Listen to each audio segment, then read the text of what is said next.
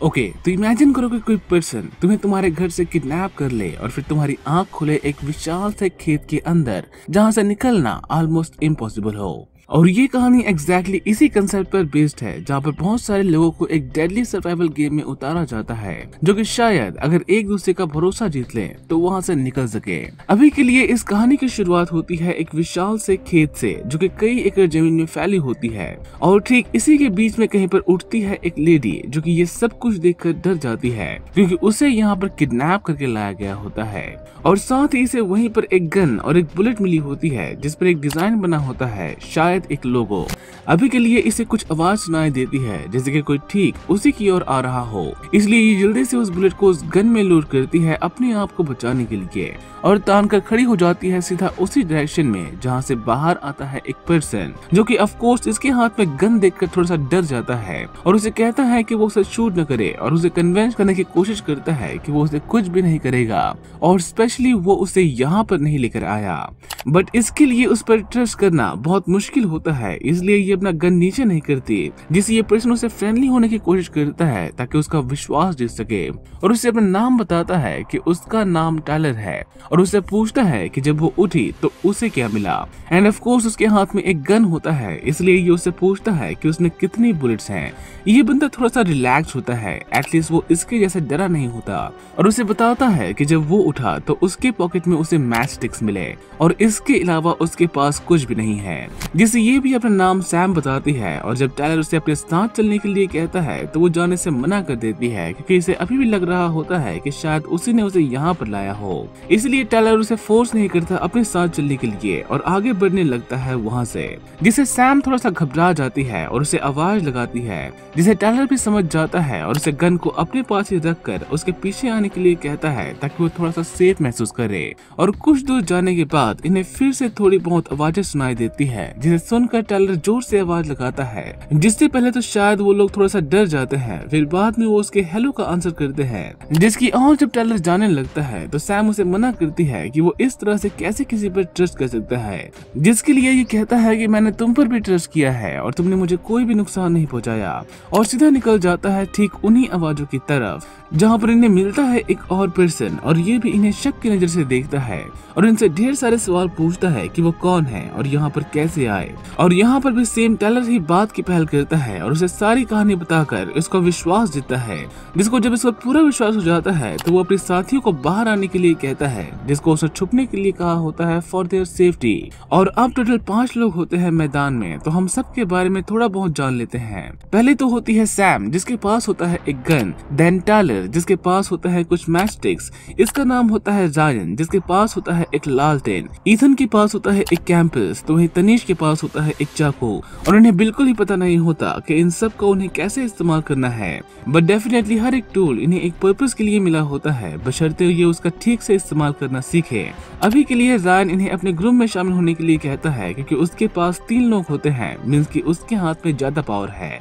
और टायलर ये बात बड़ी ही अच्छे से समझता है, इसलिए वो रेडी हो जाता है सिवाय सैम के, क्योंकि ये किसी पर भी ट्रस्ट नहीं करती, पर इसके पास कोई और ऑप्शन भी नहीं होता उनको फॉलो करने के अलावा। और सिंस की कैंपस ईथन के पास होता है तो वही एक तरह से लीड करता है डायरेक्शन के अनुसार, जिसके बेस पर ये एक जगह तक जाते हैं, जिसके ऐसा करते ही इन्हें सायरन की आवाज सुनाई देती है, और साथ ही इन्हें उसी खेत में उसी जगह पर मिलता है एक स्केयरक्रो, जो कि थोड़ा सा डिफरेंट होता है, जैसे कि वो कोई रोबोट हो, और इसके बारे में भी हमें आगे जानने को मिलेगा कि आखिर वो है क्या। अभी के लिए उस सायरन के बंद होते ही इन्हें फिर से आवाजें सुनाई देती है, और ठीक उसी पुतले के पीछे से निकलकर बाहर आती है एक लेडी, जो कि बुरी तरह से डरी होती है, और इन्हें देखकर तो वो और भी डर जाती है। और इसकी भी एग्जैक्ट सेम स्टोरी होती है, सिवाय एक बात के कि वो इनसे झूठ बोलती है कि जब वो उठी तो उसे कुछ भी नहीं मिला, जिसे सुनकर जायन काफी गुस्सा होता है, क्योंकि इसे पूरा यकीन होता है कि वो झूठ बोल रही है। जिसे किसी तरह से शांत करके टायलर उसे फिर से आगे बढ़ने के लिए कहता है, और आगे बढ़ते बढ़ते इन्हें रात हो जाती है।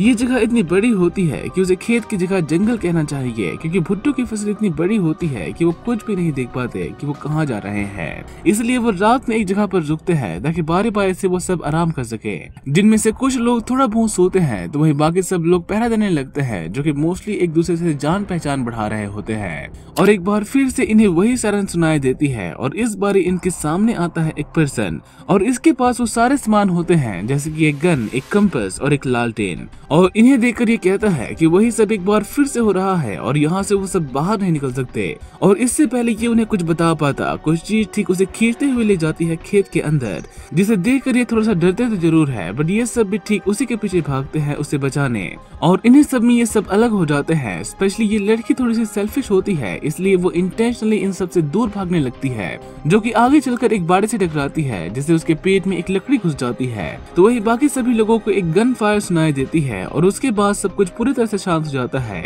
और हो सकता है कि उस पर्सन को भी ठीक इन्हीं की तरह लाया गया हो और इसलिए वो इन सब को देखकर डर गया कि इन सब के साथ भी सेम ही हो रहा है। और इससे पहले वो कुछ बता पाता, कोई चीज उसे घसीट कर उसे अपने साथ ले गई। अभी के लिए तो ये सब एक बार फिर से साथ आते हैं और कैमरॉन को घायल देखकर उसका इलाज करते हैं, मतलब कि उस लकड़ी को उसके पेट से बाहर निकालना। और इसी तरह से कहानी अगले दिन में शिफ्ट होती है, जहाँ पर ये सब बात कर रहे होते हैं उस पर्सन के बारे में कि उसके पास भी वो सारी चीजें थी जो कि हम सब के पास है। क्या उनके जैसे कोई और लोग भी हो सकते हैं यहाँ पर? और इसका आंसर ऑफ कोर्स यस होता है, बट ये उसे ढूंढेंगे कैसे? ये जगह इतनी बड़ी होती है कि एक बार अगर कोई गायब हुआ तो उसका मिलना पॉसिबल नहीं। इसलिए ये सब अनुमान लगाते हैं कि ये सब कौन कर रहा होगा। और तैनिश कहती है कि ये सब गवर्नमेंट कर रही है ताकि वो सब उन पर एक्सपेरिमेंट कर सके, डाटा कलेक्ट कर सके, chemical experiment, physical experiment, etcetera etcetera. और इसी के जरिए एक नाम सामने आता है पेंटागन, कि ये सब पेंटागन नाम की एक एजेंसी कर रही है और बताती है कि वो पहले उन्हीं के लिए काम करती थी, इसलिए इसके हिसाब से वही लोग ये सब कुछ कर रहे होंगे। और इसी तरह से बात करते करते ये एक जगह पर रुकते हैं नेचर कॉल के लिए, ताकि जिसे भी हल्का होना हो वो हो ले। और उन सब में जो बच जाते हैं वो पर्सन होते हैं Tyler and Ryan. End of course इन्होंने कुछ खाया नहीं होता तो निकालेंगे क्या? और खाने के लिए जब ये एक भुट्टे को तोड़ते हैं तो वो सड़ी हुई निकलती है और ना सिर्फ एक बल्कि सब के सब सेम ही होते हैं, जिसे देखकर रायन का गुस्सा बढ़ता है, जिसका असल रीजन होता है कैमरॉन, क्योंकि इसे पता होता है कि वो कुछ छुपा रही है। इसलिए ये उसके पीछे जाता है सच्चाई का पता लगाने के लिए, जहाँ पर कैमरॉन पानी पी रही होती है, जिसे देखकर रायन उस पर काफी भड़कता है, क्योंकि उसके पास पानी होने के बावजूद भी वो इन सब से झूठ बोल रही थी और वो सब के सब प्यासे भटक रहे थे। और उस पर स्पेशली इसलिए गुस्सा होता है क्योंकि उसने सारा पानी खत्म कर दिया होता है, जिससे इन दोनों में ही काफी बहस होती है इस बात को लेकर। और एक बार फिर से इन्हें वही सायरन सुनाई देती है, जिससे इन सब के कान खड़े हो जाते हैं, क्योंकि सायरन के बजने पर कुछ न कुछ तो होता है। और जो पर्सन इनके साथ नहीं होती वो पर्सन होती है जैनिस, जिसे कुछ आवाज सुनाई देती है जैसे कि कोई चीज ठीक उसी की ओर आ रही हो। और वो चीज ठीक इसी पर अटैक करती है, जिसकी चीखों की आवाज सुनकर ये ठीक उसी की ओर भागते हैं। जहाँ पर जब ये जाते हैं तो जैनिस वहाँ से गायब हो चुकी होती है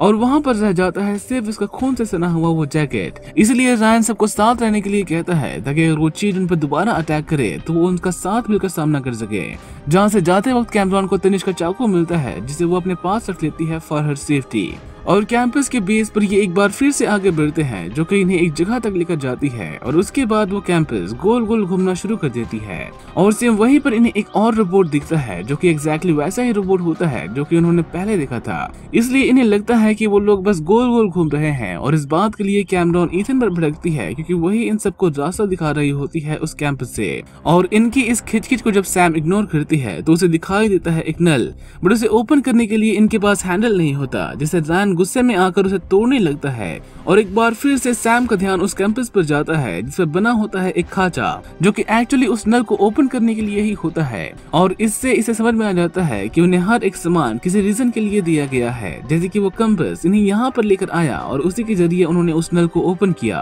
और सेम वैसे ही इन्हें बाकी सब सामान भी किसी रीजन के लिए दिए गए होंगे, बस इन्हें पता लगाना होगा कि किसके लिए। जहाँ से निकलते वक्त उस रोबोट के मुंह से एक डार्ट फायर होती है, जो कि लगती है रायन को। और उस डार्ट में होता है किसी तरह का केमिकल, जो कि उसकी एबिलिटीज को बढ़ा देती है, जिससे वो सैम को बचा लेता है एक ट्रैप में गिरने से। और साथ ही उसकी ताकत भी बढ़ जाती है और उसका गुस्सा भी। इसलिए वो सबसे दूर चला जाता है ताकि वो अपने अंदर हो रहे इस बदलाव को समझ सके। जहाँ पर जब सैम खुद को बचाने के लिए जब उसे थैंक्स करने के लिए आती है तो वो उसे बताता है कि वो आर्मी में था और उसकी वजह से उसकी पूरी टीम की मौत हो गई और इसलिए वो इस टीम को किसी भी हाल में बचाना चाहता है। साथ ही वो उसे डार्ट के बारे में बताता है कि वो उसे कहाँ से मिला और उसकी वजह से उसे कैसा लग रहा है। और चलते चलते ये पहुंचते हैं एक सूखे पेड़ के पास, क्योंकि वो कैंपस उन्हें वहां तक लेकर आई होती है। और अंधेरे में इन्हें कुछ ठीक से दिखाई भी नहीं देता, पर इन्हें पता होता है कि यहाँ पर उन्हें कुछ तो जरूर मिलेगा, इसलिए वो ध्यान से हर तरफ देखने लगते हैं। और जैसे ही इथन उस पेड़ को हाथ लगाता है तो उस पेड़ की छाल उसकी उंगलियों को दबा लेती है, जैसे कि किसी ने ये सब करने के लिए ही उसे बनाया हो।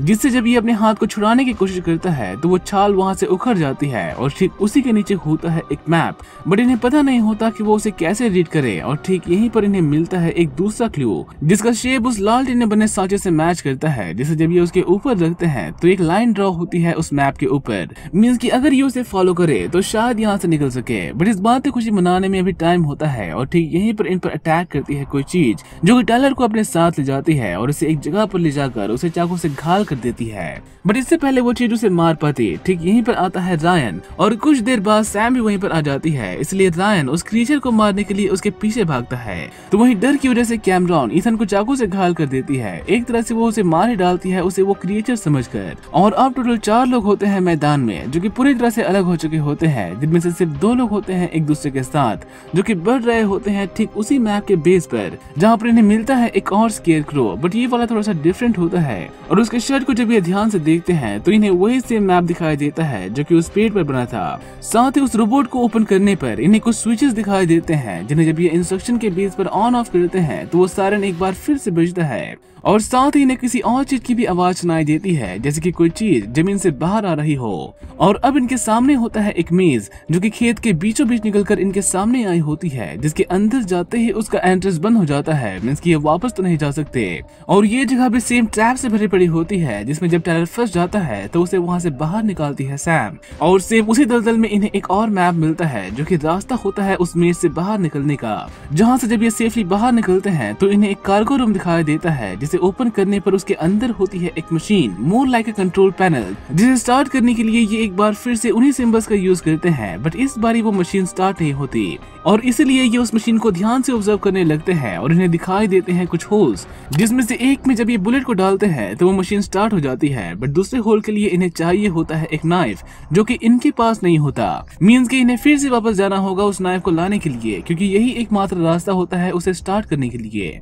और सिंस की टायलर घायल हो चुका होता है तो उस नाइफ को लेने के लिए जाती है सैम, जो कि जब काफी आगे बढ़ती है तो उसे एक जगह पर आग दिखाई देती है, जहाँ पर जब ये जाती है तो उसे बहुत सारी डिस्टर्बिंग चीजें दिखाई देती है, स्पेशली उसके साथ ही इथन की डेड बॉडी और ढेर सारे लालटेन, चाकू, बंदूक और एक कटा हुआ शरीर भी, जैसे कि कोई उसे खाने के लिए आग में पका रहा हो। और इन सब को देखकर जब ये डरती है तो इसके मुंह को बंद करता है रायन और इसे चुप रहने के लिए कहता है, क्योंकि ये वहाँ पर उस क्रिएचर को मारने के लिए आया होता है। और कुछ देर बाद जब सैम उस चाकू को लेने के लिए आगे बढ़ती है तो ठीक यहीं पर आता है वो क्रिएचर, जो कि होता तो है एक इंसान बट असल में एक नरभक्षी, जो कि इन सबको मार रहा होता है इन्हें खाने के लिए। और इसके यहाँ पर आते ही इस पर टूट पड़ता है रायन, और हमें फाइनली थोड़ी बहुत फाइट सीन देखने को मिलती है यहाँ पर। और इन दोनों की ताकत ऑलमोस्ट सेम होती है, इसलिए हम कह सकते हैं कि इस पर भी वही केमिकल इंजेक्ट किया गया है, और सिर्फ उसी की वजह से उस पर गोली और चाकू के वार का कोई असर भी नहीं होता। बट मार मार के रायन उसे थका जरूर देता है, और जब वो क्रिएचर वहाँ से भागने लगता है तो सैम ठीक इसी मौके का इस्तेमाल करके उस चाकू को लेकर वहाँ से भाग जाती है। और जब रायन उस आदमी को मारने के लिए उसके पीछे जाता है तो वो क्रिएचर उसे ट्रैप में फंसाकर मार डालता है। और अब बच जाते हैं तो सिर्फ 3 लोग, जिनमें से सैम और टायलर उस मशीन को ऑन करने के लिए उसमें चाकू एंटर करते हैं। तो वहीं कैमरॉन का कोई अता पता नहीं होता,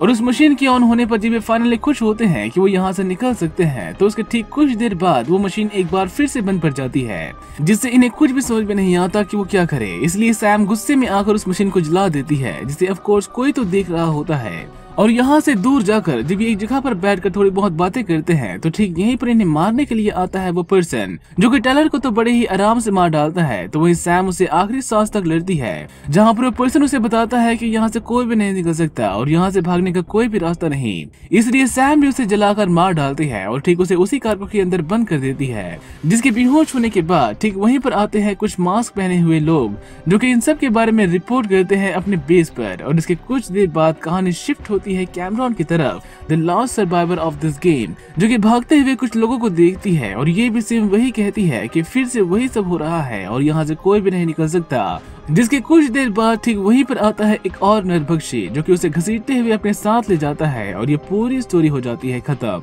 और रही बात इस स्टोरी की, तो मुझे सिर्फ इसमें एक पार्ट मिसिंग लगी कि अगर हमें ये बताया जाता कि ये सब कुछ कौन करवा रहा है और कितने लोग उस फील्ड में मौजूद है, तो कहानी थोड़ी सी और भी इंटरेस्टिंग बन सकती थी। क्योंकि ऐसा करने पर हम पार्ट 2 एक्सपेक्ट कर सकते थे जिसमें कोई सर्वाइवर निकलकर मैनेजमेंट से बदला लेता इन सब की मौत का। बट सिंस कि ऐसा कुछ भी नहीं होता, तो हम कह सकते हैं this is the end of the entire plot. And I hope you guys enjoyed this thrilling and mysterious story. और इसी तरह के और भी वीडियोस पाने के लिए सब्सक्राइब करें इस चैनल को and turn on the notification bell for the latest videos. और कमेंट करके आप मुझे अच्छी क्राइम स्टोरी सजेस्ट कर सकते हैं ताकि मैं उसे एक्सप्लेन करके आप सबको एंटरटेन कर सकूं। Till then have a great day ahead.